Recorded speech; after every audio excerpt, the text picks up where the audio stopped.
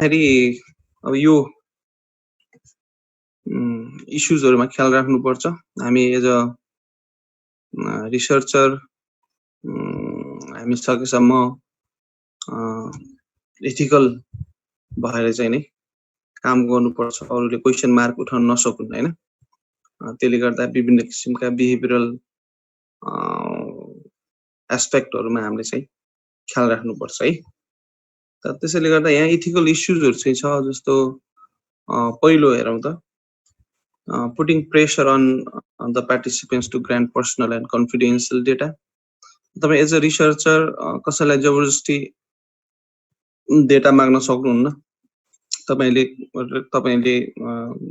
क्वेशनर survey गर्दै हुनुहुन्छ अथवा इन्टरभ्यु लिँदै हुनुहुन्छ भनेदेखि यदि तपाईको रेस्पोन्डेन्ट जो पार्टिसिपेन्ट हो, पार्टिसिपेन्ट भनेको यहाँ रेस्पोन्डेन्ट भनेर बुझ्नुपर्छ। रेस्पोन्डेन्ट को इच्छा छैन भनेपछि म I am not ready to give any kind of interview भनेर कसरी भन्यो भन्दाखेरि, अथवा I don't want to disclose any information in front of you भनेर कसरी भन्यो भनेदेखि you can not put pressure to the person है त।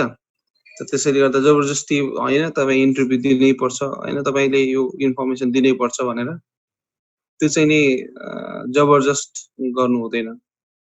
अब यहाँ एउटा इन्ट्रेस्टिङ फ्याक्ट चाहिँ मैले थाहा पाएँ नेपालमा।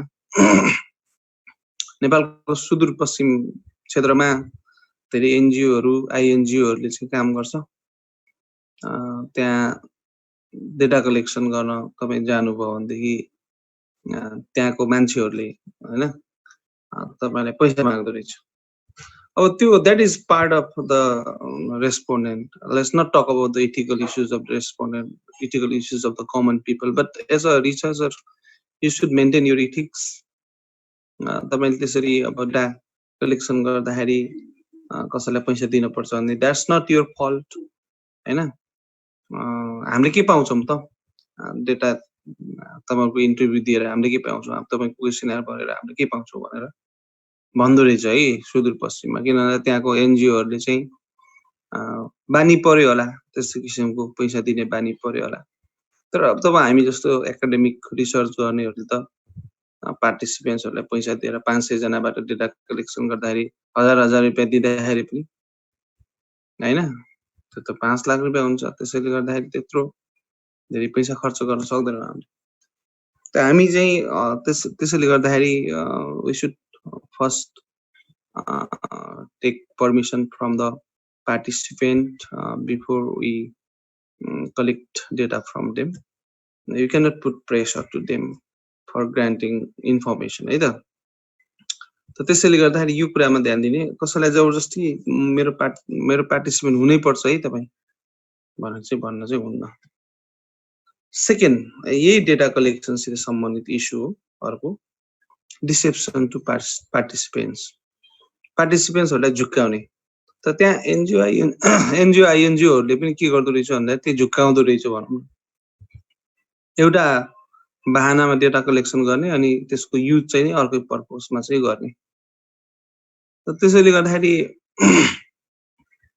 पार्टिसिपेन्ट्सहरुलाई आफ्नो रिसर्च अब्जेक्टिभ के हो, तपाईले किन डेटा कलेक्सन गर्दै हुनुहुन्छ भन्ने कुरा चाहिँ उनीहरुलाई क्लियरली भन्नुपर्छ। यो हैन कि तपाईको डेटा कलेक्सन गरेर तपाईहरुबाट अहिले चाहिँ हामीले डेटा कलेक्सन गरेर तपाईहरुको पछि चाहिँ डेभलपमेन्टल प्रोजेक्टहरु तपाईको गाउँमा आउँछ हैन भन्ने खालको आश्वासन दिएर डेटा कलेक्सन गर्ने अनि त्यो डेटालाई चाहिँ आफ्नो रिसर्च पर्पसमा युज गर्ने अनि त्यसपछि हराउने मान्छे त्यो खालको चाहिँ गर्नु हुँदैन। जे हो त्यही हो भन्नुको मतलब रिसर्च तपाईको पर्पस के हो, तपाईको क्वेशनरमा क्लियरली माथि लेख्नुपर्छ। जुन हाम्रो इन्ट्रोडक्टरी पोर्सन हुन्छ क्वेशनरको त्यसमा लेख्नुपर्छ मैले यो पर्पस हो डेटा कलेक्सन गर्ने, यो खालको रिसर्चको अब्जेक्टिभ मिट गर्नको लागि तपाईहरुबाट डेटा कलेक्सन गर्दैछु भन्ने कुरामा क्लियरली एक्सप्लेन गर्नुपर्छ कि। त्यसले गर्दा अब यदि क्वेशनरबाट डेटा कलेक्सन गर्ने होइन, इन्टरभ्यु स्केड्युल हो भने पनि इन्टरभ्यु लिँदाखेरि पनि इन्टरभ्यु यदि अनस्ट्रक्चर खालको इन्टरभ्यु छ भनेदेखि त्यही स्केड्युल हुँदैन। अब अनस्ट्रक्चर इन्टरभ्यु छ भने पनि before you begin the interview.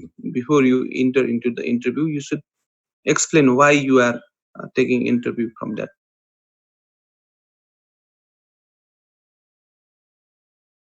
गर्दा एकदम अब्जेक्टिभ वेबाट चाहिँ इन्टरप्रेट गर्नुपर्छ।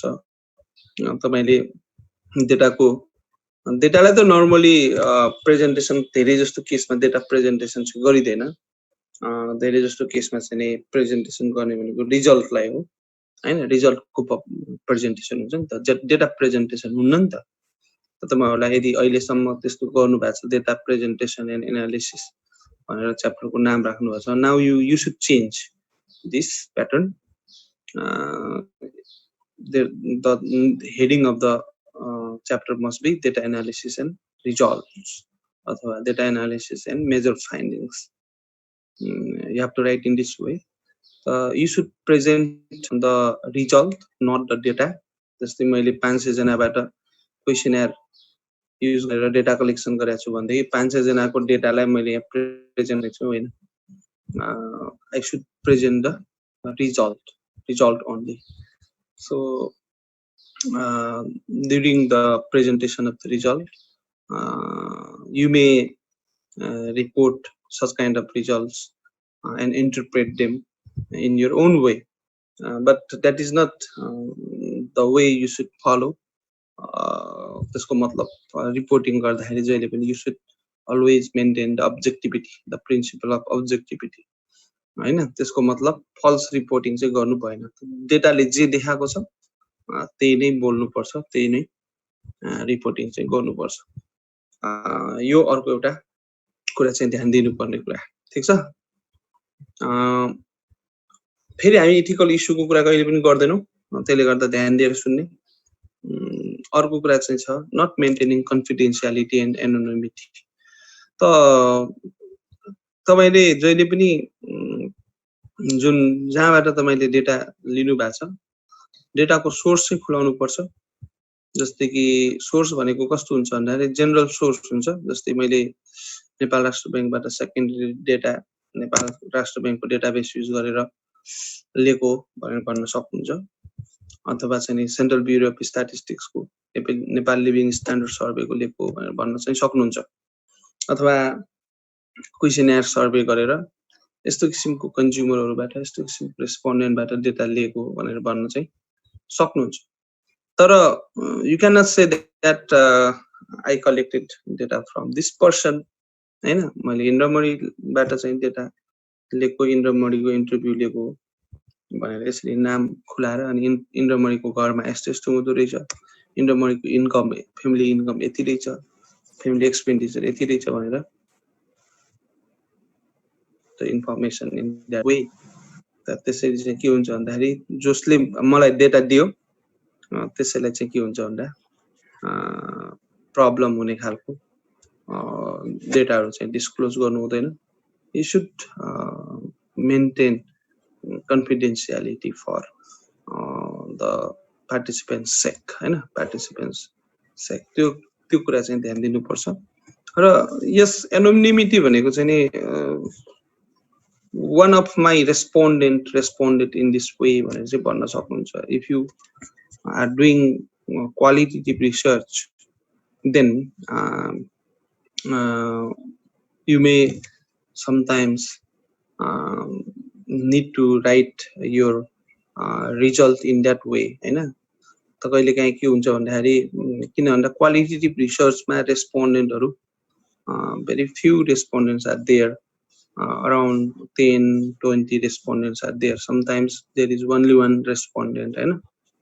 त्यस्तो भयो भनेदेखि चाहिँ के हुन्छ भन्दाखेरि क्वान्टिटेटिभ रिसर्चमा त त्यो हुँदैन। क्वान्टिटेटिभ रिसर्चमा त तपाईको डेटा तपाईको 400 500 4000 10000 20000 अब्जर्भेसनहरु चाहिँ हुन्छ। त्यसले गर्दाखेरि क्वान्टिटेटिभ रिसर्चमा त्यो भनेर पनि साध्य हुँदैन र त्यसरी भन्न पनि आवश्यक चाहिँ छैन। तर क्वालिटेटिभ रिसर्चमा तपाईले फर एक्जाम्पल 5 जनाको इन डेप्थ इन्टरभ्यु लिनु भएको छ 3 घण्टाको हैन, 15 घण्टा इन्टरभ्यु लिनु भएको छ 5 जनालाई गरेर। अब त्यो गर्दाखेरि एउटा मेरो फलानुले यस्तो भन्यो भनेर नाम तोकेर नाम किटान गरेर त्यस्तो चाहिँ भन्नु हुँदैन।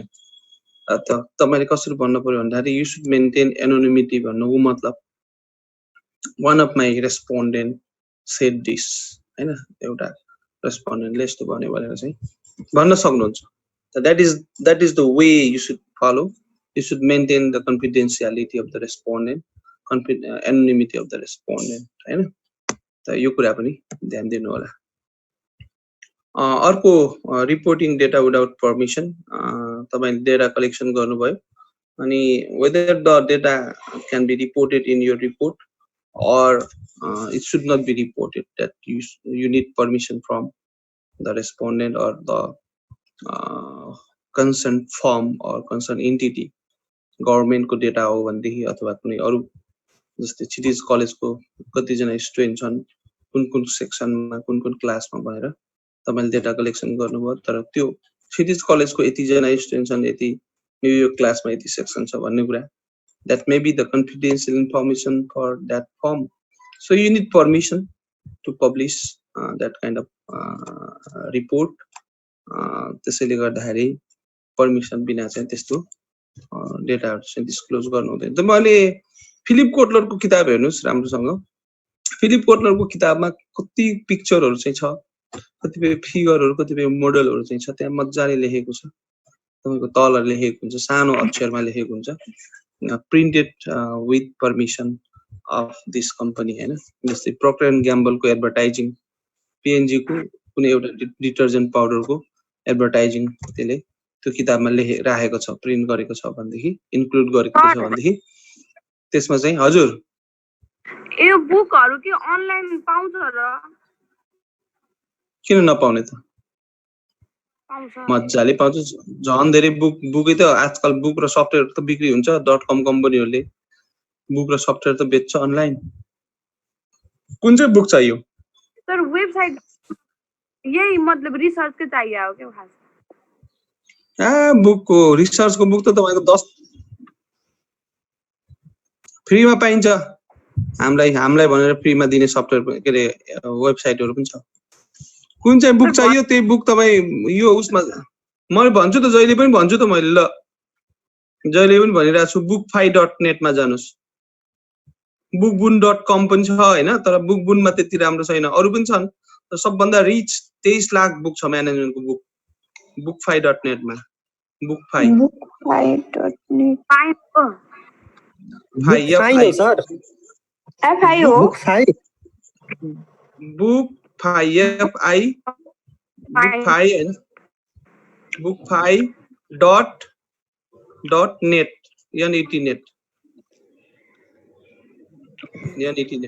है त. .com हैन नि फेरि त्यहाँ .com हैन नि फेरि bookfy.net मात्र टाइप गर्नु है. bookfy.net टाइप गर्नु त्यसपछि एउटा पेज आउँछ. त्यो पेजमा चाहिँ तपाईले कुन बुकको टाइटल अथवा अथरको नाम लेख्नुस्. अथरको नाम अथवा बुकको टाइटल लेख्नुस्. त्यसपछि बुक सर आइहाल्छ. यु क्यान अनि डाइरेक्ट तपाईले पीडीएफ मा क्लिक गर्नुस् डाइरेक्ट डाउनलोड हुन्छ यसमा. तपाईले रिसर्चको त 10,000 भन्दा बढी बुक छ यसमा. तपाईले कसको चाहियो? तपाईको टुलको चाहियो कि एउटा कुनै अथर को रिकमेन्ड गर्नु न हजुरले. एउटा राम्रो छ जस्तै हामीलाई यो मतलब यो राजको छ है सजिलो हुन्छ होला. बहुत धेरै छ एउटा. सर हजुरले एउटा रिकमेन्ड गर्नु न, हामीलाई थाहा हुँदैन नि त. हा तपाईले एउटा मात्र विलियम जिकमन को बिजनेस रिसर्च मेथड्स भन्ने विलियम जिकमन एउटा मात्रै गर्दैन. मैले गरे भने 3-4 टा गर्छु अन्नु सर है. अर्को एउटा विलियम जिकमन को गर्नु, अर्को चाहिँ उमा सेकारान को गर्नु. उमा सेकारान है.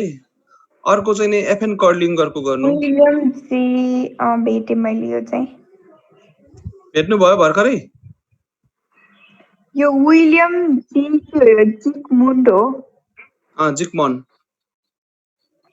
यो त 2-3 छ त. अनि अर्को ब्यारी चाहिँ ब्याबिन जोन्सी 3-4 वटा रहेछ. 4 त आउँछ नि त. विलियम जिकमन को डाउनलोड गर्नु तपाईले हेर्नु अनि कुन चाहिँ एप्रोप्रिएट त्यो राख्नु फाल्दिनु.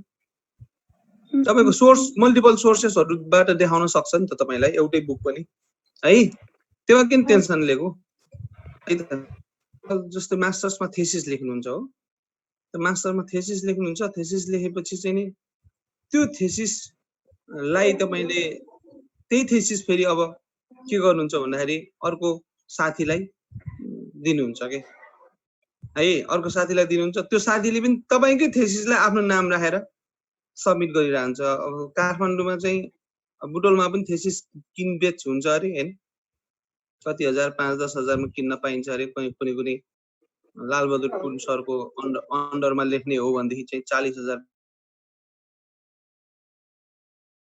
थेसिस एकजनाले लेखिरा हुन्छ अब त्यो थेसिस फेरि अर्कोले पनि फर्स्ट सेमेस्टर मतलब फर्स्ट ब्याचको साथीहरुले तपाईले मागेर ठीक छ मागेर पढ्न आइडिया लिन चाहिँ हुन्छ है आइडिया लिन चाहिँ मज्जाले हुन्छ तपाईहरुले लिनुस् अब तर त्यही थेसिसलाई आफ्नो नाम राखेर अनि त्यही थेसिसको पार्टलाई कपी गरेर हैन त्यस्तो चाहिँ गर्न चाहिँ तपाईहरुले मिल्दैन त्यो कुरामा ध्यान दिनु होला त्यो त सिधै फेरि के हुन्छ भन्दाखेरि प्लेजरिजमै हुन्छ त त्यसैले गर्दाखेरि एउटाको थेसिस अर्कोले गर्ने त्यस्तो चाहिँ एकदम गलत हो है त त्यो एउटा ठुलो संसारभर इस्यु भइरहेछ यसको बारेमा अब मार्केटमा रेट हुन्छ अरे फलानो सरको रेट यति फलानो सरको रेट यति मेरो चाहिँ नि ओ हजुरको रेट कति हो सर मेरो बोनिस किन जोइन गरेको बोनिस मास्टर्सको क्लास हो नि यो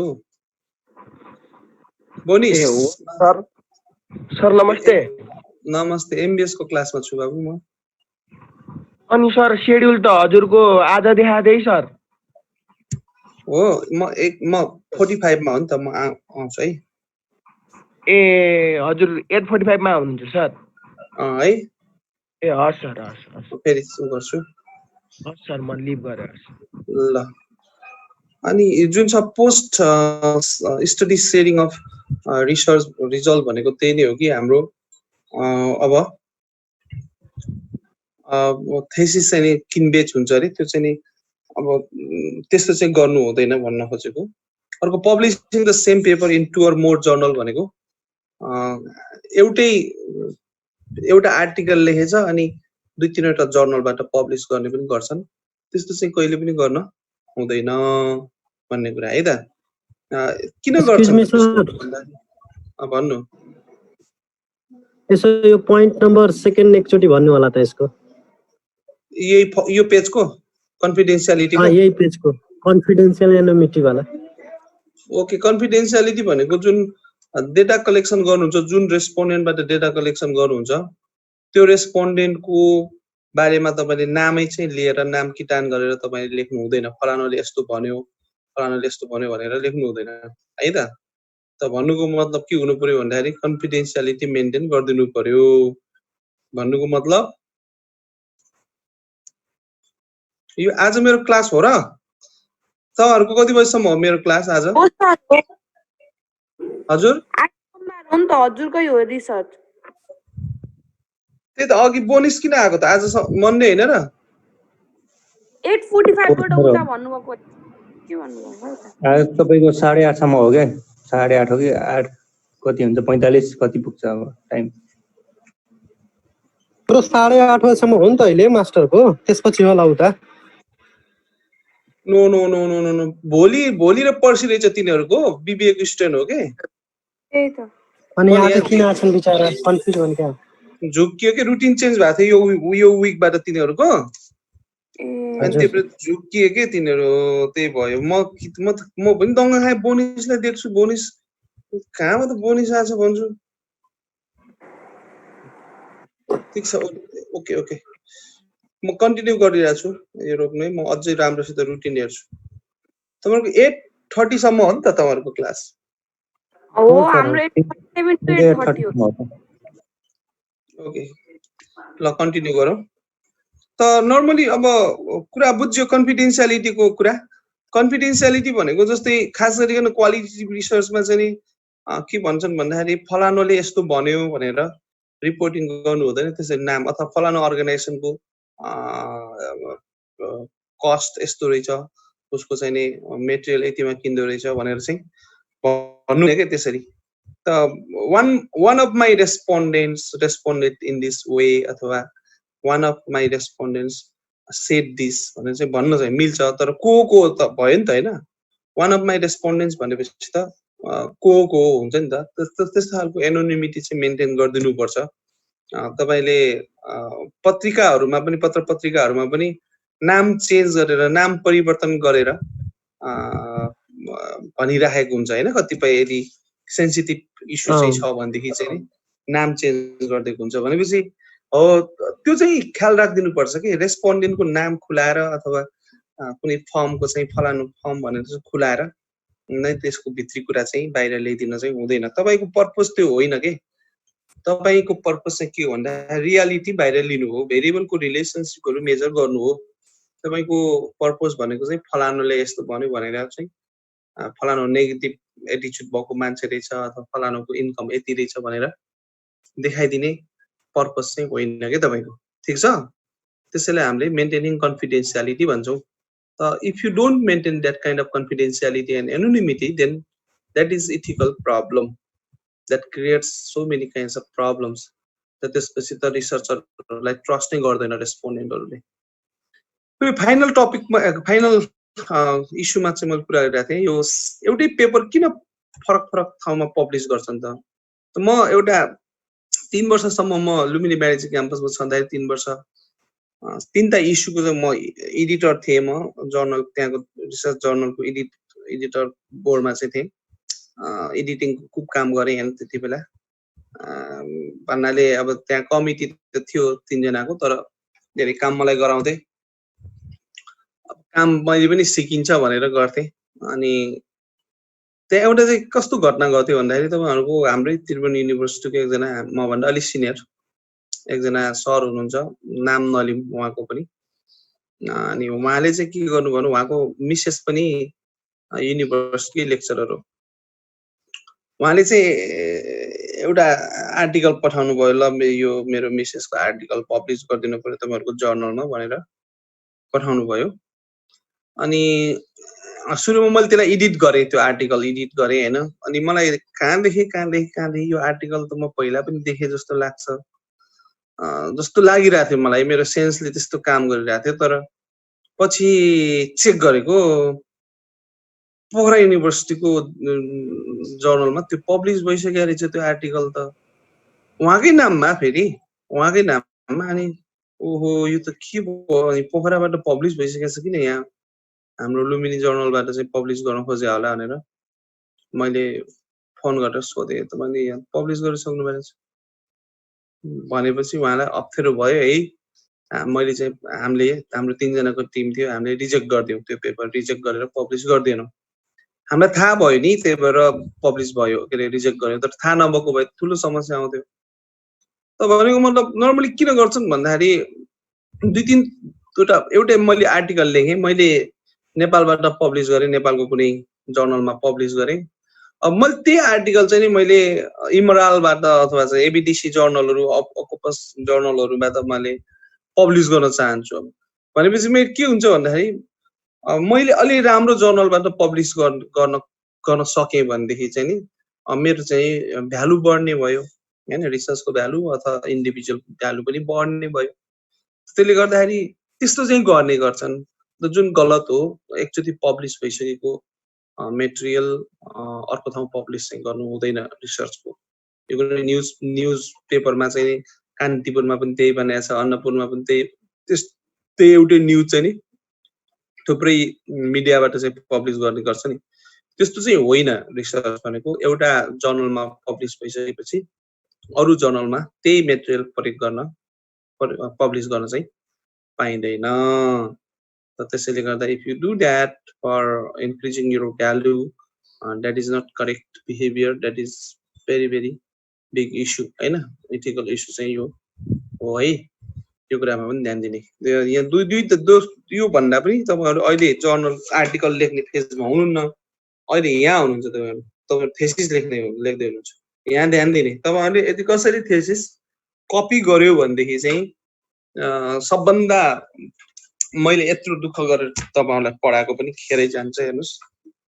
तपाईहरुले होल एमबीएस पढेको पनि खास अर्थ चाहिँ छैन है खाली सर्टिफिकेटले केही गर्दैन एजुकेसनको गोल भनेको आजकल आस्क मोडल भन्छ हैन आस्क मोडल तपाईलाई म कतिचोटी भने होला अथवा अरूबाट पनि थाहा पाउनु होला आस्क मोडल भनेको चाहिँ के भन्दाखेरि first you should the education should form your attitude and ask then it should develop your skill it should enhance the level of your knowledge ask model भनेको चाहिँ नि attitude skill र knowledge यो तीनटा चीजमा चाहिँ नि तपाईको चेन्ज आएन भनेदेखि पढ्नु चाहिँ बेकार छ तपाईको एटिट्युडमा चोर्ने एटिट्युड राख्नु भयो भनेदेखि त त्यो त जन राम्रो भएन नि त त्यसैले गर्दाखेरि एटिट्युड स्किल र नलेज यो तीनटै ठाउँमा इम्प्याक्ट क्रिएट गर्न सक्नुपर्छ एजुकेसनले अब नभएदेखि पढाइको अर्थ कुनै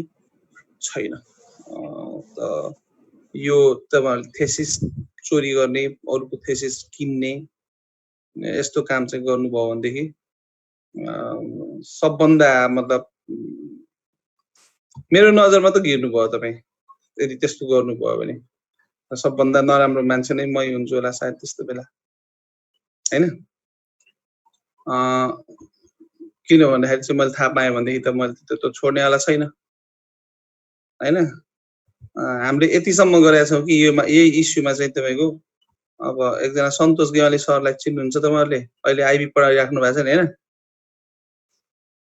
पढाउनुहुन्छ कि पढाउनुहुन्न हेलो हजुर हजुर सर पढाउनुहुन्छ सन्तोष गेवाली सर मेरो एकदम मिल्ने साथी हैन लुम्बिनी वाणिज्य क्याम्पसमा पनि हामी सँगै थियौं लुम्बिनी वाणिज्य क्याम्पसमा पढाउने बेला चाहिँ त्यति बेला चाहिँ त्यहाँको एमबीएस को स्टुडेन्टहरु अति चोरे के थेसिस के अति चोर्ने अनि त्यो बारेमा एउटा मेरो एकचोटी तसल पनि भयो एकजना स्टुडेन्टसित पछि त्यसलाई पोलिटिसाइज गरे अनि मलाई त्यस्तै मतलबै छैन जति पोलिटिसाइज गरे पनि अनि त्यहाँ के भयो भन्दाखेरि पोलिटिकली नै सेटल डाउन भयो हुन त पछि तर हामीले चाहिँ नि तपाईको बुटोलको डीएसपी सम्म पुग्यौ कि हामी के मतलब खास मोनिटरिङ गर्दिनुस् भनेर हामीले सन्तोष सर र म गएको थियौं डीएसपी सित अनि डीएसपी ले त के भन्छ भनेको त सर मास्टर्सका स्टुडेन्टहरु अलिअलि त चोरी हाल्छन् नि मैले पनि चोरेको मैले पनि कीर्तिपुरबाटै थेसिस लेखेको मास्टर्स गरेको भन्छ वा अब त्यस्तो भन्छ हैन बाफरे अब त्यस्तै पास गर्नै पर्दै रहेछ के सर फेल भयो के अनि दङ्ग खाइयो अनि चाहिँ नि अब फर्केर आइयो है कस्तो के अब नेपालको विडम्बना यार रिसर्च जस्तो इन्टेलेक्चुअल कुराहरुको पनि चोरी गर्ने हैन अनि त्यसलाई तत बेकार रहेछ यार नेपालको कहाँ गएर के गरेर चेन्ज गर्ने त हामीले सन्तोष सर र मैले त धेरै मतलब हामी भित्रदेखि आयो कि हामीले सहन नसकेर ल जाम यार एकचोटी पुलिससित कुरा गरेर यहाँ जुन थेसिस बेच्छ नि यहाँ बुटोलमा यी सबै यिनीहरुलाई चाहिँ छापा हानेर सिल गर्नुपर्छ भन्न गएको थियौ कि हामी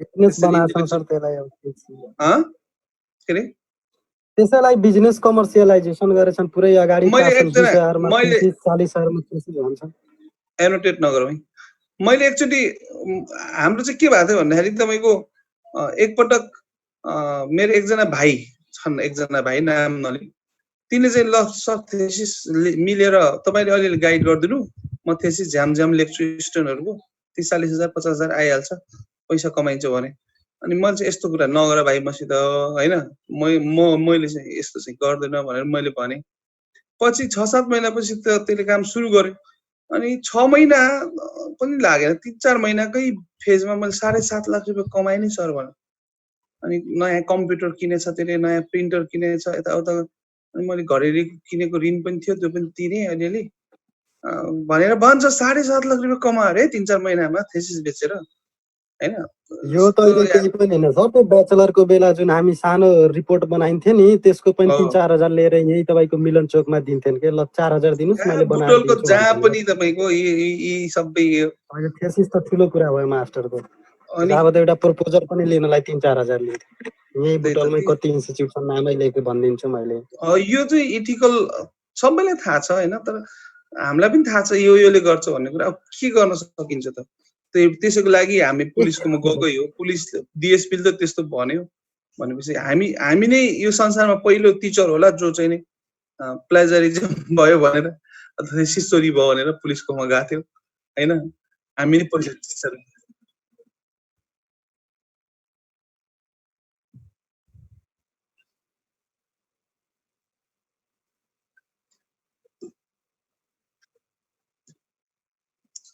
त्यही त ग्रुपिङ भनेको इन्स्टिट्युसनल हुन पर्यो कि, जस्तै कलेजहरूले नै इनिसिएट गर्नु पर्यो त्यो कुरा। जस्तै कलेजले आधिकारिक रूपमा जस्तै लुम्बिनी ब्यारेज क्याम्पस जो मास्टर्स पढाइरहेको कलेजहरू चाहिँ छ बुटोलमा, ती कलेजहरूले संयुक्त रूपमा चाहिँ अपिल गरेर अनि इलाका प्रहरी कार्यालयमा गर्यो भने चाहिँ आधिकारिक रूपमा संस्थागत छाप प्रयोग गरेर हैन लेटर प्याडमा नै रिक्वेस्ट गरेर यसलाई रोकिदिन पर्यो भनेर भन्यो भने चाहिँ होला।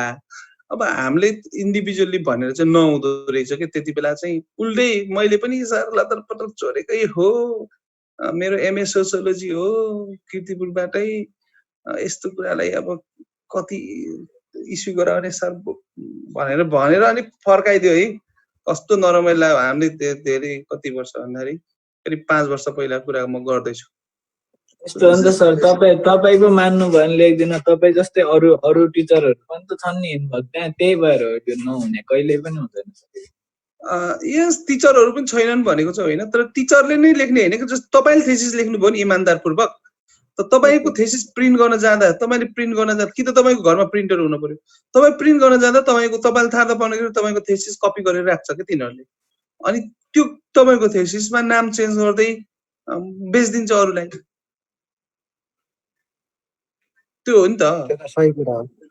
हो त सर, कतिचोटि हाम्रो पनि कपी गरेर राखेको छ रिपोर्ट, मैले त यहाँ नोटिस पनि हो। त्यही त त्यो प्रब्लममा त त्यसमा त टिचरको गल्ती भएन नि त। कतिपय हो टिचरहरू स्पेसली बुटोलमा त मलाई थाहा पाएको छैन, काठमाडौँमा चाहिँ कतिपय नयाँ फ्रेस टिचरहरू चाहिँ, पुरानोहरू त गर्दैनन् बुढा भइसकेकाहरूले।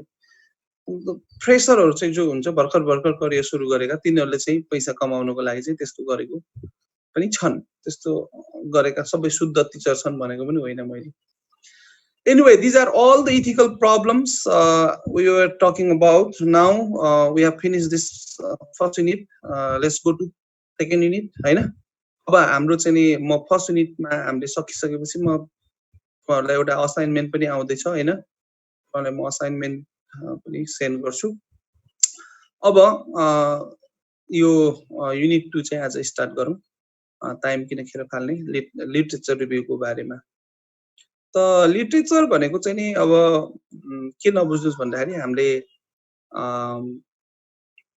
कुनै कसैको पोइम अथवा स्टोरीहरू एसेजहरू पढ्दै छौं भनेर चाहिँ होइन, त्यसरी नबुझ्नु होला। लिटरेचर भनेको anything which is written by the prior researcher, that is literature.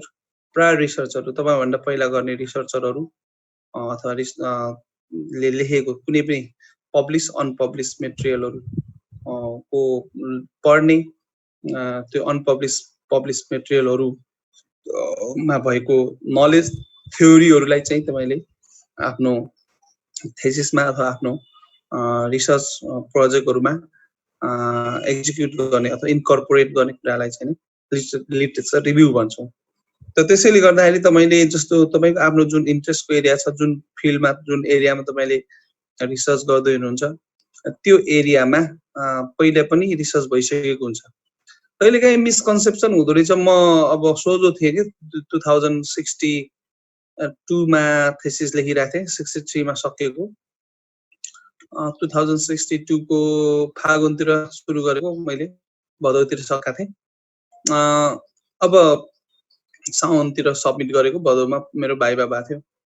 अनि 2063 मा यस मैले के सोचेको थिएँ भन्दाखेरि म कम्प्लिटली नयाँ खालको, मैले त्यस्तो चोर्ने यताउता केही गर्दैन। अरूको थेसिस त पढ्न त पढिन्छ, किनभने आइडिया त हुन पर्यो हैन। सेन्ट्रल लाइब्रेरी गएर पढेर अनि आफ्नो जेन्युन थेसिस लेख्ने हो। म एकदम कम्प्लिटली नयाँ एरियामा थेसिस लेख्छु भन्ने एउटा जोश हुन्छ नि हैन, म नयाँ गर्छु भन्ने जोश हुन्छ। त मैले त्यसले गर्दा चाहिँ एउटा मैले थाहा पाए अनुसार कसैले पनि नलिएको टपिक लिन्छु भनेर नै मैले कन्ज्युमर बिहेभियर भित्रबाट एउटा थेसिस लेख्छु भनेर त्यहाँबाट टपिक लिएँ। तर म गलत रहेछु। किन गलत रहेछु भन्दाखेरि मैले जुन एरिया सिलेक्सन गरेँ नि त्यो एरिया नयाँ हो भन्ने कुरामा म गलत रहेछु। त्यो एरिया त यति ठुलो एरिया रहेछ, हेर्नुस् यति धेरै रिसर्च भइसकेको रहेछ कि हाम्रै नेपालमा पनि अथवा साउथ एसियामा यति धेरै रिसर्च भएको रहेछ कि मैले 2006 मा जुन बेला मैले नयाँ यो टपिक नयाँ हो भनेर भनिरहेको थिएँ अथवा यो टपिकमा रिसर्च भएको छैन होला भनेर मैले टपिक सिलेक्सन गरेको थिएँ। तर मैले पढ्दै जाँदा पछि लिटरेचर रिभ्यू गर्दै जाँदा थाहा भयो कि त्यो एरियामा रिसर्चको कुरा छोडिदिनुस् 1969 मा 1969 मा चाहिँ तपाईको सेरिफ एन्ड सेरिफले किताबै लेखेको छ त्यही टपिकमा। 1969 मा चाहिँ तपाईको सेरिफ एन्ड सेरिफको हैन किताबै छ सोशल एटिट्युड भनेर। त मैले चाहिँ त्यसैले गर्दाखेरि हामीले कुनै पनि एरिया लियो भने मलाई रियलाइज भएपछि अरूको पनि हेरेँ, रियलाइज भयो कि कुनै पनि एरियामा तपाईँ रिसर्च गर्न खोज्नुस् न त्यहाँ तपाईले भेट्नुहुन्छ लिटरेचर। चाहे एस्ट्रोनोमीमा को एरियामा, चाहे एस्ट्रोलोजीको, चाहे जियोलोजी, चाहे बायोलोजी, माइक्रोबायोलोजी, चाहे बोटनी हैन अथवा यता म्यानेजमेन्टतिर, चाहे तपाईले पोर्टफोलियो थ्योरी, चाहे रिस्क, चाहे तपाईको रिस्क एन्ड रिटर्न होस्, चाहे प्लेजको बारेमा होस् अथवा तपाईको अप्सनमा गर्नुस्, चाहे तपाईँ इन्भेन्ट्री म्यानेजमेन्ट गर्नुस्, चाहे मार्केटिङतिर तपाईको कन्ज्युमर बिहेभियरको तपाईको एटिट्युडमा गर्नुस्, पर्सनालिटीमा गर्नुस्, लाइफस्टाइलमा गर्नुस्, जेमा गर्नुस्, कुनै पनि ब्रान्ड म्यानेजमेन्ट गर्नुस्, ग्रीन मार्केटिङमा गर्नुस्, डिजिटल मार्केटिङमा गर्नुस्, जेमा गर्नुस् त्यहाँ के हुन्छ पहिले नै लिटरेचर हुन्छ। त्यहाँ पहिले नै के भइसकेको हुन्छ रिसर्चहरु भइसकेको हुन्छ। This is what I realize after all. त्यसैले गर्दाखेरि लिटरेचर जहिले पनि हुन्छ तपाईको कुनै पनि एरियामा, र कम्प्लिटली लिटरेचरै नभएको एरियामा पनि रिसर्च गर्न नहुँदो रहेछ, गर्न हुँदैन हैन। तपाईले लिटरेचरै नभएको एरियामा रिसर्च गर्छु भनेर चाहिँ त्यो पनि नसोच्नु होला। त के हो भन्दाखेरि तपाईको जुन एरियामा थेसिस लेख्दै हुनुहुन्छ अथवा रिसर्च गर्दै हुनुहुन्छ त्यो एरियामा अलरेडी के भइसकेको हुन्छ, रिसर्च पहिला पनि रिसर्च भइसकेको हुन्छन्। त्यहाँ त्यो एरियामा बुक हुन्छ, त्यो एरियामा आर्टिकल हुन्छ हैन। त त्यो एरियामा चाहिँ थेसिसहरु भइसकेको हुन्छ। त त्यसैले गर्दाखेरि त्यसरी पास्ट जुन रिसर्च वर्कहरु चाहिँ छ त्यसलाई हामीले के भन्छौं लिटरेचर भन्छौं।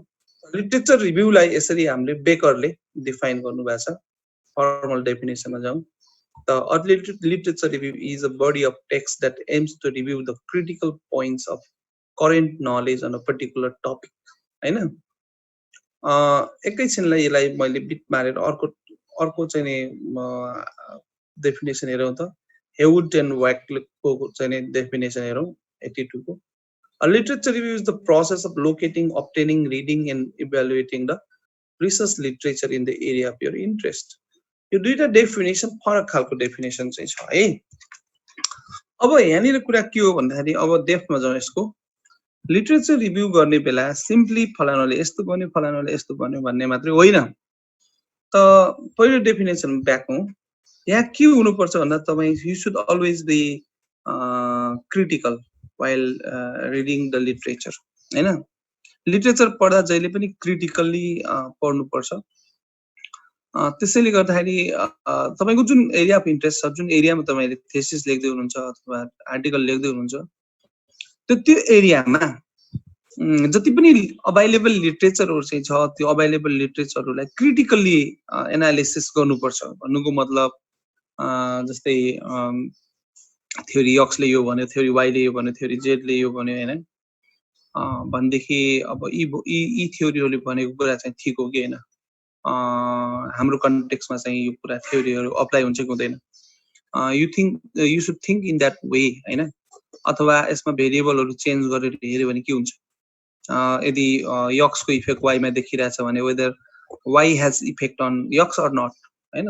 यक्सको इफेक्ट चाहिँ वाईमा छ तर वाईको इफेक्ट यक्समा होला कि नहोला। Sometimes there may be reciprocal relationship हैन। रेसिप्रोकल यदि रिलेशनशिपै छ, पोजिटिभ रिलेसन छ भनेपछि is that relationship symmetrical or asymmetrical अथवा त्यो रिलेसनशिपहरु चाहिँ कतै कतै त्यो रिलेसनशिपहरु चाहिँ स्टोक्यास्टिक खालको चाहिँ रिलेसनशिप हो कि अथवा डिटर्मिनिस्टिक खालको रिलेसनशिपहरु चाहिँ so you should a little bit be critical while reading the literature त्यसैले गर्दा त म भन्छु नि एउटा आर्टिकल पढ्ने बेला चाहिँ नि कमसे कम एउटा आर्टिकललाई 3-4 पटक पढ्नु पर्छ एउटा आर्टिकललाई एक पटक मात्रै पढेर त्यो एउटा थियो नि भाग्य नेपालीले एउटा केटा गरेर पुरा किताबै तपाईको 1 घण्टामा याद गर्दिने त्यत्रो मन्त्र गरे जस्तो चाहिँ पढ्न चाहिँ हुँदैन त्यस्तो चाहिँ मलाई लाग्छ त्यस्तो त that is beyond human capacity त्यस्तो चाहिँ कोही पनि छैन तर हामीले मैले के भन्न खोजेको भन्दाखेरि लिटरेचर रिभ्यु गर्दा सर कुन शाही भन्ने हुन्छ है बत्त गरेर पढ्छ है के हो त्यही भनेको त्यही भाग्य नेपालीले लेखेको हो कि मिडियामा त्यसको त फेक भनेर उसाइरहेको छ त्यत्रो त्यो तपाईको त्यो पुण्य नेपालीले खेदो खनेछ त्यसको फेरि हैन ए पुण्य गौतमले अनि यो त्यसरी चाहिँ पढ्नु हुँदैन त्यसरी चाहिँ नि तपाईलाई यादै गरे पनि एउटा आर्टिकल तपाईलाई पढ्नु भयो आर्टिकल पुरै तपाईलाई याद भयो एकदम कण्ठ भयो भने पनि त्यसको अर्थ छैन अर्थ के को छ भन्दाखेरि तपाईले त्यो आर्टिकलको डेप्थमा गएर त्यसलाई क्रिटिकली हेर्न सक्नुभयो कि सक्नु भएन त त्यसैले गर्दाखेरि चाहिँ नि जस्तो मेरो आर्टिकल पढ्नु भयो भनेदेखि यो लालबहादुर पुन सरले लेखेको आर्टिकल रहेछ हैन त्यो आर्टिकलमा चाहिँ जे भन्नुभएको छ त्यो जुन जुन भेरिएबलहरु इन्क्लुड गर्नुभएको छ त्यो भेरिएबलहरु नै सफिसिएन्ट हो त this is the kind of question that you can raise to my research paper हैन मेरो आर्टिकलमा तपाईले यो लालबहादुर पुन सरले 6 वटा भेरिएबल लिनु भएको छ भनेपछि यो 6 त किन 7 त हुन सक्दैन can I add one more variable in this research that is the way you should think while reading the article त त्यसैले गर्दाखेरि आर्टिकल पढेर बुझ्ने मात्र होइन त you should search the way out you should think in the innovative way while reading article जस्तै मैले चाहिँ एउटा पर्टिकुलर रिसर्च डिजाइन युज गरेको छु रिसर्च मेथड युज गरेको छु भनेदेखि यो मेथड भन्दा अरु कुनै मेथड पनि राम्रो हुन सक्थ्यो कि जस्तो मेरो आर्टिकल पढिराख्नु भएको छ but you should think about the alternative methods for carrying out same kind of research in that area so that is critical reading त त्यसैले गर्दा लिटरेचर रिभ्यु भनेको क्रिटिकल रिडिङ हो भनेर चाहिँ नि बेकरले भनिराख्नु भएको छ एक्चुअली यो डेफिनेसन एक्चुअली फेरि पढ्नुस् त a literature review is a body of text that aims to review the critical points of current knowledge on a particular topic तपाईको जुन टपिक हो तपाईको जुन एरिया हो रिसर्च को त्यो एरियामा भएको जुन करेन्ट नलेजहरु चाहिँ छ त्यो करेन्ट नलेजहरुबाट क्रिटिकल पोइन्टहरु निकाल्ने त्यसलाई पढ्ने र अनि क्रिटिकल पोइन्टहरु निकाल्ने कुरालाई लिटरेचर रिभ्यु भनेर भन्छौं भनेर भन्नु भएको छ बेकरले त त्यसैले गर्दाखेरि यो कुरामा चाहिँ ध्यान दिने यु शुड रिड क्रिटिकली मैले जहिले पनि भन्छु रिड बिट्विन द लाइन्स जस्तो यो this is one line this is one line this is another line you should read this what is not written here you should be able to read between the lines भन्नुको मतलब यो between the line त के छ खाली छ नि हैन सेतो छ blank छ yes you should be able to read the blanks हैन त भन्नुको मतलब यसको blank भनेको मतलब के हो भन्दाखेरि what is not written but what is in it to convey with that statement that you should understand not everything can be expressed in the article or book हैन सबै चीजहरु चाहिँ एक्सप्रेस गर्न गरेको हुँदैन त त्यसैले गर्दा हिडन साइड चाहिँ पढ्न सक्नु पर्छ के हिडन साइड त किन तीनचोटी पढ्ने आर्टिकल भनेको त भन्दाखेरि तपाई त्यसको हिडन साइडहरु पत्ता लगाउनको लागि सोच्नुस् एक्चुअली जस्तै मैले 450 रेस्पोन्डेन्टबाट डेटा कलेक्सन गरेको छु भनेर भनेको छ एउटा सेन्टेन्स त यसले 400 नै किन गर्यो त 450 नै किन गर्यो त you should raise the question in every sentence of the article कुरा बुझ्नु भयो नि Therefore, it takes time. Therefore, it should be read multiple times. This is the way how you should study the research materials. तपाईले exam को purpose को लागि याद गर्ने point याद गर्ने type को पढेर चाहिँ नि हुँदैन। यो चाहिँ हो है त। र second definition मा त के भन्नु भएको छ भन्दाखेरि हेउग र वागले चाहिँ नि लिटरेचर रिभ्यू को स्टेप बताइदिनु भएको छ। Literature review is the process, यो स्टेप हो, यो प्रोसेस, यो इन्ट्रेस्ट तपाईले जुन एरियामा रिसर्च गर्दै हुनुहुन्छ त्यो एरियामा चाहिँ आफ्नो मलाई चाहिने मेटेरियल कहाँ छ भनेर पत्ता लगाउने लोकेटिङ हो। सोर्स पत्ता लगाउने लाइब्रेरीहरुमा छ कि कहाँ छ, कुन वेबसाइटमा छ, आजकल त लोकेटिङ हो त्यसलाई। अनि त्यसलाई रिट्राइभ गर्नुहुन्छ, आजकल डाउनलोड गर्नुहुन्छ, दैट इज अब्टेनिङ। अनि त्यसलाई पढ्ने, लिटरेचर पढ्ने, त्यो डाउनलोड गरेको चीज पढ्ने र इभ्यालुएट गर्ने भनेको यस इभ्यालुएसनमा तपाईले क्रिटिकल इभ्यालुएसन हुन्छ, त्यो रिसर्चले गरेर ठीक छ कि छैन, त्यो रिसर्चको रिजल्ट चाहिँ नि हाम्रो कन्टेक्स्टमा अप्लाई हुन्छ कि हुँदैन हैन, त्यसलाई चाहिँ के भन्छौं, इभ्यालुएसन भन्छौं। यो चारवटा चीजलाई चाहिँ नि लिटरेचर रिभ्यू भनिन्छ भनेर हेवुडले चाहिँ नि भन्नुभएको छ। So this are two definitions I discuss today. अब यसपछि why literature review, literature review किन गर्ने त भन्ने कुरा चाहिँ छ। लिटरेचर रिभ्यू किन गर्ने त भन्दाखेरि there are so many reasons why we should conduct literature review in every research। कुनै पनि, चाहे तपाईको सानो रिपोर्ट लेख्ने होस्, चाहे थीसिस, चाहे पीएचडी को डिसर्टेसन, चाहे क्वालिटेटिभ रिसर्च, चाहे क्वान्टिटेटिभ रिसर्च, चाहे पेपर पब्लिश गर्ने होस्, चाहे कुनै प्रोजेक्ट गर्ने होस्, जहाँ पनि लिटरेचर रिभ्यू चाहिँ चाहिन्छ। लिटरेचर रिभ्यू एउटा चाहिँ नि मेरुदण्ड हो, रिसर्च को मेरुदण्ड हो हैन। त्यसैले गर्दाखेरि चाहिँ नि नपढिकन तपाईं त्यो एरियाको एक्सपर्ट पनि बन्न सक्नुहुन्न, नपढिकन तपाईं त्यो एरियामा रिसर्च गरे भन्न पनि भन्न चाहिँ सक्नुहुन्न। त्यसैले गर्दाखेरि चाहिँ नि लिटरेचर रिभ्यू एकदमै इसेन्शियल पार्ट हो। मैले रिसर्चमा सबभन्दा इम्पोर्टेन्ट के छ भनेर भन्नुभयो भनेदेखि मैले सबभन्दा इम्पोर्टेन्ट इस्यु हो भन्छु। तर इस्यु कहाँबाट आउँछ त भन्दा लिटरेचरबाट आउँछ। The source of issue for your research is the literature review. So the source of everything is literature review. वास्तवमै भन्ने हो भनेदेखि source of everything, the source of research issue or research problem, the source of method, even the source of data is the literature review. त कहिलेकाहीँ के हुन्छ भन्दाखेरि कतिपय रिसर्चहरु आजकल लिटरेचरलाई नै डेटा मानेर पनि रिसर्चहरु हुन्छ। हिजो एकजना साथी आउनु भएको थियो मलाई सोध्न, दुई तीनवटा कुरा चाहिँ सोध्नु भएको थियो रिसर्चको, अनि मैले चाहिँ त्यसको लिटरेचर रिभ्यूको बारेमा सोध्नु भएको थियो। अनि मैले बताएको, अनि दङ्ग खानु भयो कि यस्तो पो हुँदो रहेछ, यो पनि हुँदो रहेछ। There are so many ways of carrying out research nowadays.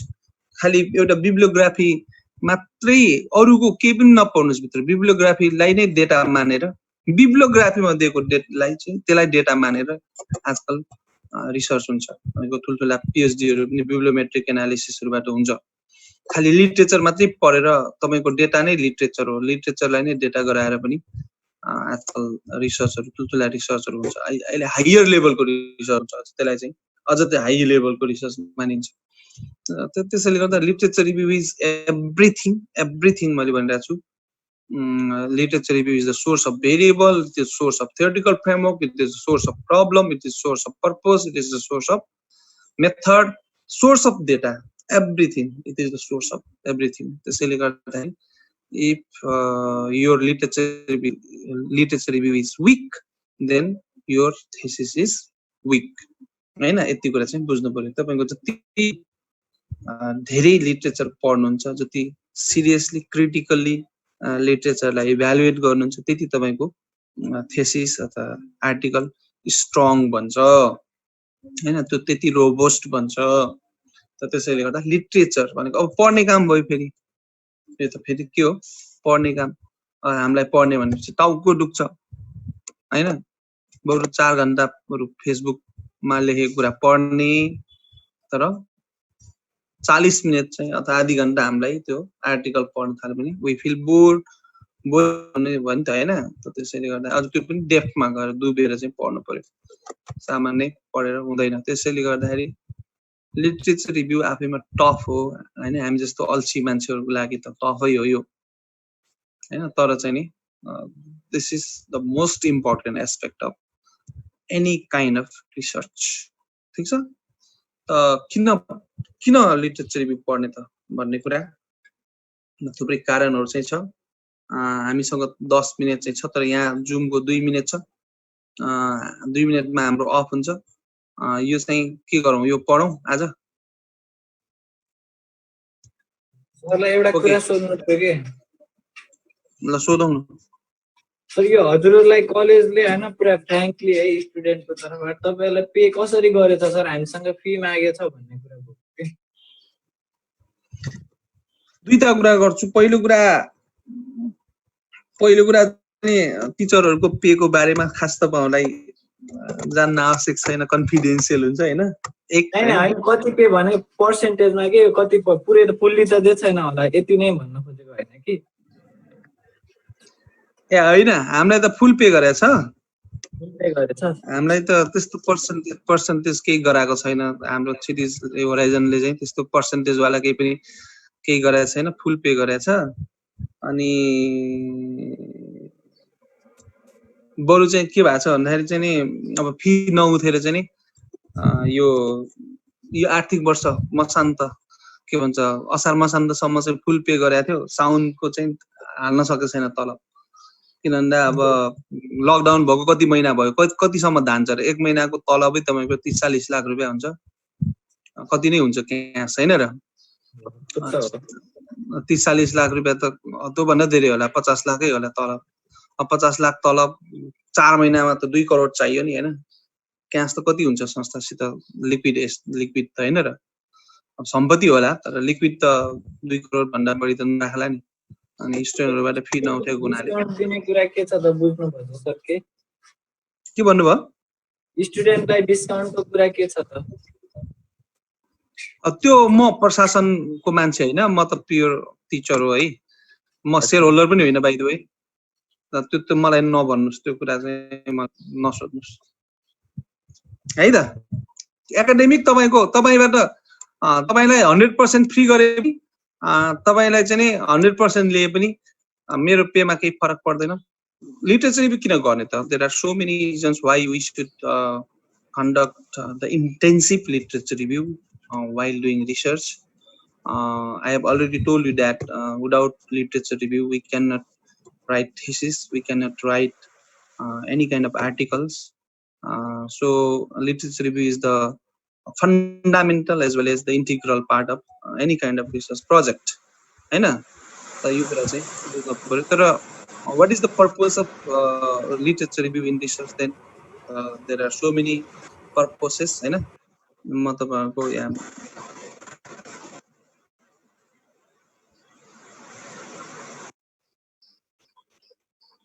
थुप्रै कारणहरु चाहिँ हुन्छ। पहिलो हेरौँ त। पहिलो literature review enables you to know what research has been done in subject. पहिला कस्ता रिसर्चहरु भइसकेका छन् त तपाईको त्यो एरियामा भन्ने कुरा चाहिँ तपाईलाई थाहा हुन्छ लिटरेचर रिभ्यूबाट हैन। अरु अब तपाईले पहिला के रिसर्च भएको छ भन्ने कुरा, पहिलाको के चीज केसम्म थ्योरी बनेको छ भन्ने कुरा थाहा नपाइकन तपाईले कसरी भन्न सक्नुहुन्छ कि मैले गरेको रिसर्च चाहिँ नयाँ हो र मेरो रिसर्चको कन्ट्रिब्युसन चाहिँ यो हो भन्ने कुरा कसरी थाहा पाउन सक्नुहुन्छ? त त्यसैले गर्दाखेरि पहिला के थाहा हुनु पर्यो भन्दाखेरि चाहिँ त्यो एरियामा कस्ता रिसर्च भएको छन्। From that point you should begin your research. पहिले नै भइसकेको कुरा त किन गर्ने र हैन। पहिले नै थाहा छ कि हामीलाई तपाईको in every action there is always equal and opposite reaction that we already know. Then तपाईले फेरि त्यही अब कुरामा चाहिँ किन गर्न पर्यो त्यो रिसर्च? त त्यसैले गर्दाखेरि तपाईलाई के हुन सक्छ भन्दाखेरि पहिले नै कुन एरियामा कुन रिसर्चहरु भएको छ भन्ने कुरा थाहा पाउन चाहिँ जरुरी छ। Second, what others have written about the topic. अरूले के लेखेका छन् त, के एरिया चाहिँ कभर गरेका छन्, कुन भेरिएबलहरु इन्क्लुड गरेका छन् हैन, त्यो कुरा पनि तपाईले थाहा पाउनु पर्छ। त्यसैगरी what theories have been advanced त्यो एरियामा कस्ता कस्ता थ्योरीजहरु चाहिँ छ जस्तै for example I'm talking about attitude the attitude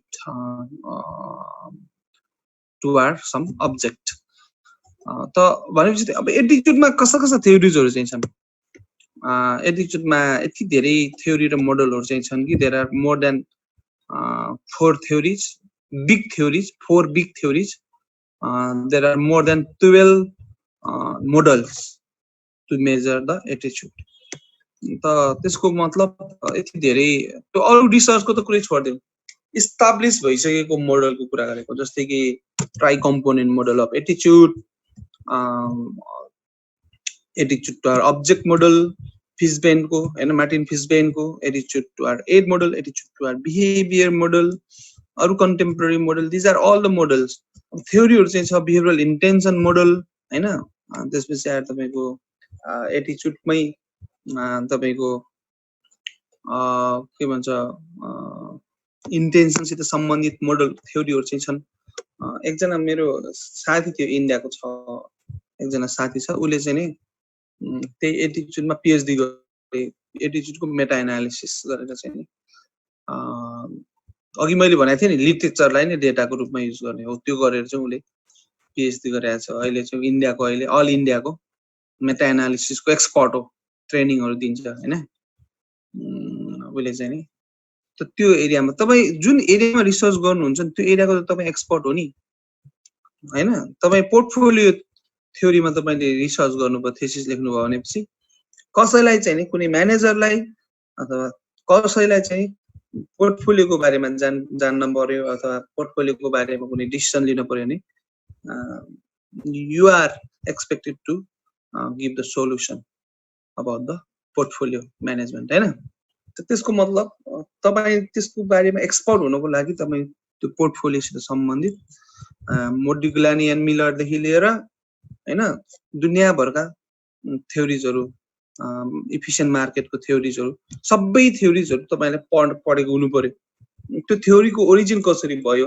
त्यो सबै थाहा हुनु पर्यो के थ्योरीको ओरिजिन देखि लिएर थ्योरीको सिग्निफिकेन्सहरु देखि लिएर त्यसको युजेसहरु इम्प्लिकेसन्सहरु सबै थाहा हुनु पर्यो त्यसैले गर्दाखेरि त्यो थ्योरीजहरु जान्न आवश्यक छ तपाई कुन एरियामा जस्तै तपाईको पोर्टफोलियो थ्योरी हो भने क्यापिटल एसेट प्राइसिङ मोडलहरु यो सबै ओरिजिन कसरी भयो त्यो थ्योरीहरु कसरी डिभाइस भयो यो सबै जानकारी हुनु पर्यो मैले चाहिँ एटिट्युडको बारेमा रिसर्च गरेछु भनेपछि एटिट्युडको बारेमा मलाई सोध्न आउँछन् त मलाई एटिट्युडको बारेमा विभिन्न किसिमका थ्योरीजहरु चाहिँ छ त्यो सबै थाहा हुनु पर्यो मलाई त यस मैले एटिट्युडको बारेमा रिसर्च गरेको छु त एटिट्युडमा तपाईहरुलाई केही प्रब्लम भयो भने यु क्यान आस्क मी हैन त्यही नै हो मैले भन्न सक्नु त अनि त्यसो भए what theories have been advance भनेको पहिला नै कस्ता कस्ता थ्योरी बनेका छन् त्यो कुरा थाहा हुनु पर्यो थ्योरी भनेको इस्टाब्लिश भइसकेको पनि हुन सक्छ अथवा इस्टाब्लिशमेन्टको प्रोसेसमा भएका थ्योरीहरु पनि हुन सक्छन् theory is simply a statement or a model or the equation theory भनेको के बुझ्नुहुन्छ त थ्योरी भनेको it can be a statement or an equation or a model that describes the relationship between two or more variable त्यसैले हामीले के भन्छौं theory भन्छौं त त्यसैले गर्दाखेरि अर्को चाहिँ what approaches have been taken in the by the researcher त्यो कस्तो कस्तो एप्रोच युज गरेछ त्यसले अब एप्रोचहरु भनेको इन्डक्टिभ रिजनिङ डिडक्टिभ रिजनिङ कस्तो युज गरेछ क्वालिटेटिभ क्वान्टिटेटिभ एप्रोचहरु उसको ओन्टोलोजिकल पोजिसन के थियो उसको एपिस्टेमोलोजिकल प्याराडाइम्सहरु चाहिँ कस्ता थिए त यो चीजहरु चाहिँ हामीले रिसर्च गरेर तपाईको त्यो लिटरेचरबाट थाहा हुन्छ के त अनि उसको रिसर्च डिजाइनहरु चाहिँ कस्तो थियो उसको स्याम्पल कस्तो थियो उले कहाँबाट कुन मेथड युज गरेर तपाईको स्याम्पलिङ गरेको थियो उले कुन मेथड युज गरेर डेटा कलेक्सन डेटा एनालिसिस गरेको थियो this are all the things that you have to know in literature review from literature review हैन त त्यसैले गर्दा लिटरेचरमा र त लिटरेचरबाट सिक्नु पर्ने कुराहरु यिनीहरु पनि हो त त्यसैले गर्दाखेरि तपाई त म के भन्छु भन्दा नि रिसर्चको त एउटा बुक पढेर भन्दा बढी सरसित टिचर भन्दा सित पढेर भन्दा बढी तपाई एउटा आर्टिकल पढेर धेरै कुरा सिक्नुहुन्छ त्यसैले गर्दाखेरि focus on the article article will teach you everything about the research. Even it teaches how to conduct literature review. It teaches how to take sample. It teaches what research design should be followed. It teaches how the data should be analyzed. It teaches how the data can be interpreted. It teaches everything. So by reading an article, you can learn so many things.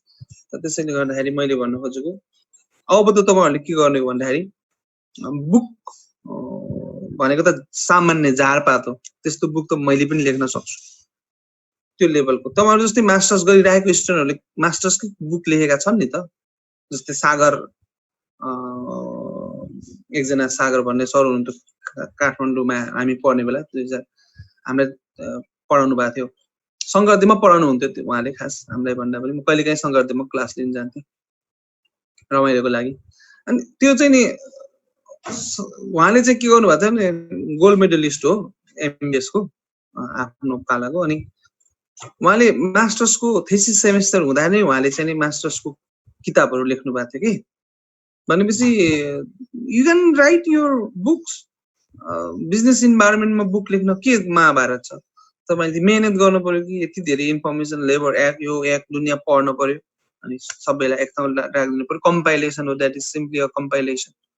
त त्यसैले गर्दाखेरि यस्तो book त म आफै लेख्न सकिहाल्छु नि भन्ने खालको एटिट्युड राख्नु पर्यो। त what is important is you should read the article. From article we can learn the new set of knowledge. सबभन्दा पहिला त प्राइमरी नलेज त कहाँ आउँछ भन्दा आर्टिकलमा। बुकमा लेखेको कुरा सेकेन्डरी नलेजहरु चाहिँ हो कि कति ट्विस्टेड भएको हुन्छ, कति मोडिफाई भएको हुन्छ हैन। जस्तो अब मैले रिसर्च गरेको छु नि एटिट्युडमा, त मैले रिसर्च गरेर कुनै थ्योरी डिभाइस गर्छु, त मेरो थ्योरी कहाँ आउँछ पहिला आर्टिकलमा आउँछ नि। पछि गएर चाहिँ युनिभर्सिटीहरु जब त्यो मेरो कुनै मेरो एटिट्युडको मोडललाई कुनै युनिभर्सिटीले सिलेबसमा राखिदियो भनेदेखि अनि त्यो बल्ल अब बुक अथरहरुले बल्ल मेरो मोडललाई बुकमा लेखिदिन्छन्। भनेपछि त्यो त 10 त्यो पनि युनिभर्सिटीले सबै चीज त सिलेबसमा राख्न सक्दैन।